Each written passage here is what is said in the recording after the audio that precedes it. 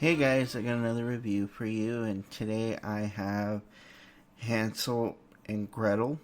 Actually, no, it's Gretel and Hansel. Anyways, in case you haven't figured out based on that title, the film tries to kind of do a switcheroo. I think originally Gretel was the younger. This time Gretel's the eldest. And the film very much so tries to take on sort of a female empowerment type way of going about it. I wouldn't say that the story is anything political, though. I wouldn't say that it necessarily gets forceful. I think it's even tempered in that sense. It's kind of similar to Birds of Prey. It's like Birds of Prey really, the politicalness is more outside of the film than it was within the film. Anyways, I was really loving the trailers for Gretel and Hansel, and that's why I decided to go see it. I went and saw it while I was down in Anaheim when I went to Disneyland about a week ago. So this is about a week I've been holding on to this. I saw it a Friday night, so it was premiere day. I didn't get to see it that Thursday night because I was at Disneyland that day. So this movie is directed by Oz Perkins and written by Rob Hayes. Oz Perkins, I don't really have a whole lot for him.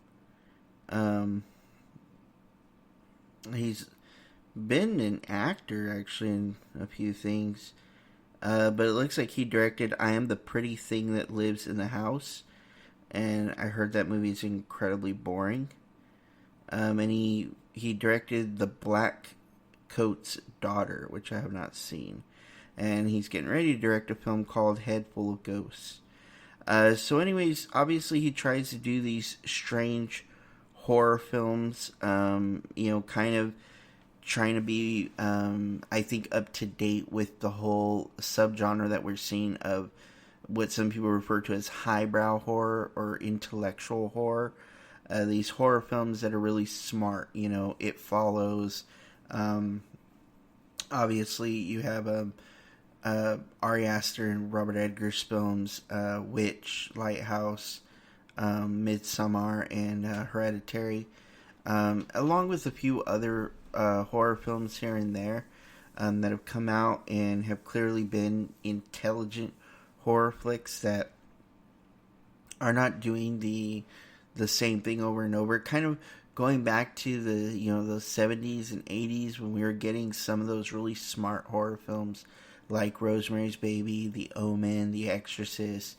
These films that were kind of slow burn, where they weren't about like cashing in a ton of murders. Basically before the slasher film genre really took over horror and kind of transformed everything, where even exorcisms had to kind of work like a slasher.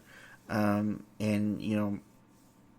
really at a monster horrors have kind of gone out the window too, where we don't see a whole lot of those running around. So Gretel and Hansel stars Sophia Lillis as Gretel and Samuel Leakey as Hansel, Alice Krige as Hulda, which is the witch, and then there's a younger version of herself played by Jessica DeGao, which I have no idea who she is. Alice has actually been in a bunch of stuff. A lot of people might know her as the Borg Queen. But I guess this girl has just been in a few things. A Dracula movie, Underground.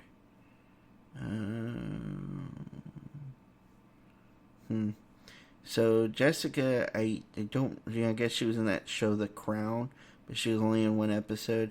Looks like she hasn't really had much of anything. She's been like very small roles here and there, and anything she's had a big role in is something like no one's ever really heard of. So she doesn't really have big stardom. She's a very beautiful woman though, very very beautiful.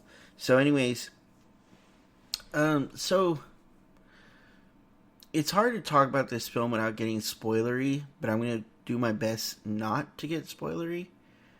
The biggest issue with this film, and I hate to start out with a con, but I have to, is while it is in the vein of a slow burn, intelligent horror flick, it at the same time manages to, and I thought, and to give all credit where credit's due, somebody actually read this comment, and I thought it was the perfect way of describing this film, which is, it's a storyline that is fitting of a 30-minute television show, not an hour and a half film.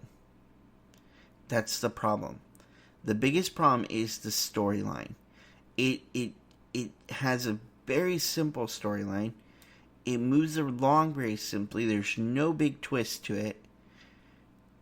And yet it stretches and stretches. And it was funny because this was kind of something I was worried about.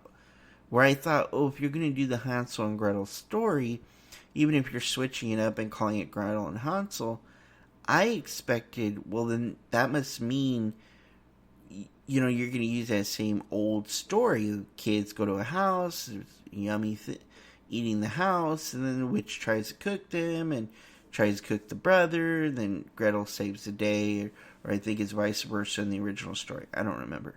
Anyhow, I was like, how are you going to make that into a movie? And at first, the way this movie started out, I was kind of like, okay, I kind of see where they're going with this. Like, they're basically going to tell a very long front half of the story. But no, they get to the witch's house pretty quickly. It's not too long into the film. The film does get a little, okay, we need to move along now. But once we get going, we get going. So the question is, like, how do you stay in the witch's house for over an hour? And I remember, like, looking at my clock and stuff on my phone, like, thinking, how's this movie an hour and a half?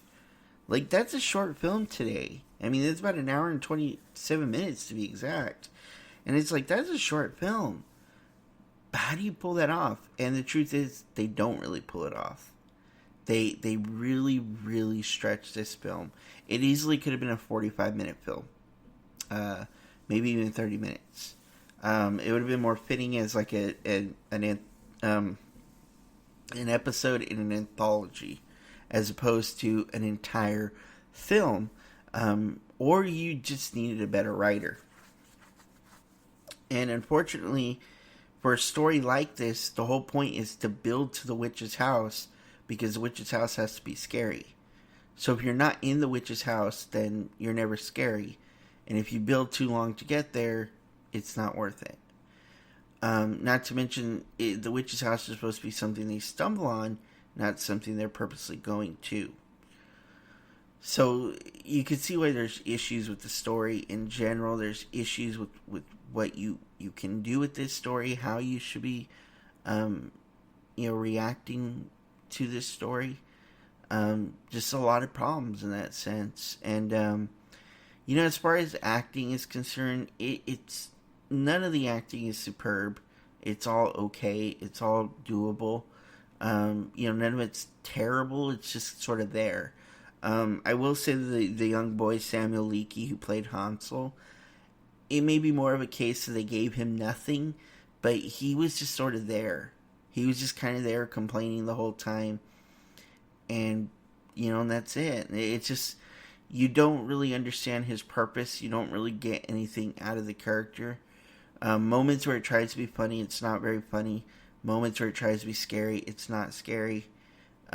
It's just kind of a dry horror film. A friend of mine that I saw it with, she actually really enjoyed it. But I didn't. I walked down and I just was like, this just kind of a slow burn that never really pays off. Even the ending I wasn't like super happy with. I was just, I don't know. It's kind of a boring film. Like, okay, it's okay. It tries, but it never succeeds. So, unfortunately, out of 10, I would give this film maybe a 6, maybe and I'll give it a 6 only for its soundtrack, because it actually is a great soundtrack. It's very, like, 80s-ish, even though the movie's clearly taking place in, like, old, colonial days. It has a nice soundtrack that's very 80s sounding, very electronic kind of, and I really enjoyed that about the film. I also thought it had a good aesthetic. It looked great. Cinematography was great. Um, it just failed on its scares. It failed on its execution. It failed on its acting, and it failed on just being a terrifying film. It didn't feel like that at all, unfortunately. I really wanted to like this movie, and I just couldn't. So, anyways, that's that for me, guys. That's going to be my review. About a 6 out of 10. That's being a little generous. I kind of want to give it a 5 out of 10. But I'll go ahead and give it a 6, and only because of the soundtrack. And I do think there's, elements of the film that work. I don't think it's totally bad. I get what they're trying for. It's just kind of a failed attempt. It's okay. So it's not a bad movie. It's just not a great movie. So anyways, thanks for listening, guys. I'll talk to you later. Don't forget to review, and all that good stuff. All right, bye.